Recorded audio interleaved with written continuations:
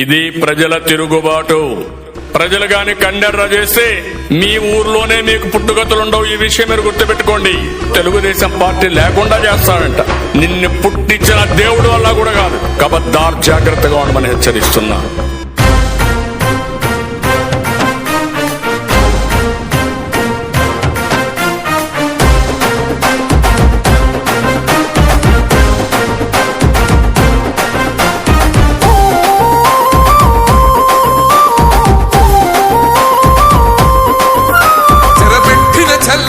నిలబడ్డడురా భయపెట్టిన చల్ బ్రతికున్నడురా.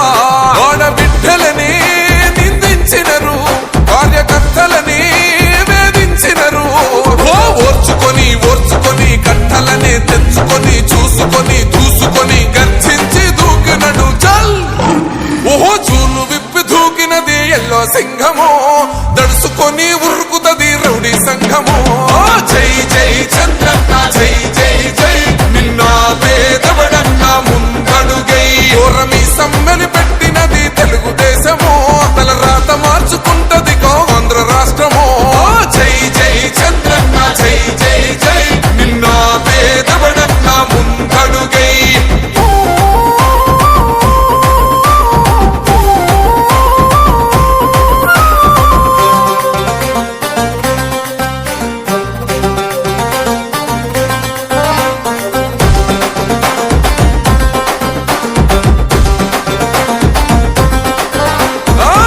జెండా ఇంటి మీద కడిత పథకం ఉండదా?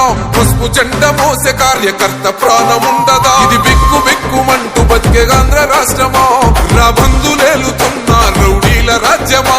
శిల పలక మీద పేరు మార్చితే తెలుగు గుండెలున్న చరిత మారదే. కడుపు నింపే క్యాంటీన్లు కూల్చితే నిరుపేద కడుపు కన్న మందదే. దౌర్జన్యమైన ఈ పాలన ఓర్చుకొని ఓర్చుకొని కట్టలనే తెచ్చుకొని చూసుకొని దూసుకొని గర్జించి దూకినడు. ఓహో చూలు విప్పి దూకినది ఎల్లో సింహము, దడుసుకొని ఉరుకుతది రౌడీ సంఘము. జై జై చంద్రన్న జై జై జై, నిన్న పేదవడన్న ముందడుగై.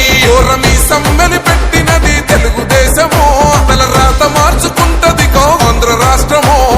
జై జై చంద్రన్న జై జై జై, నిన్న పేదవడన్న ముందడుగై.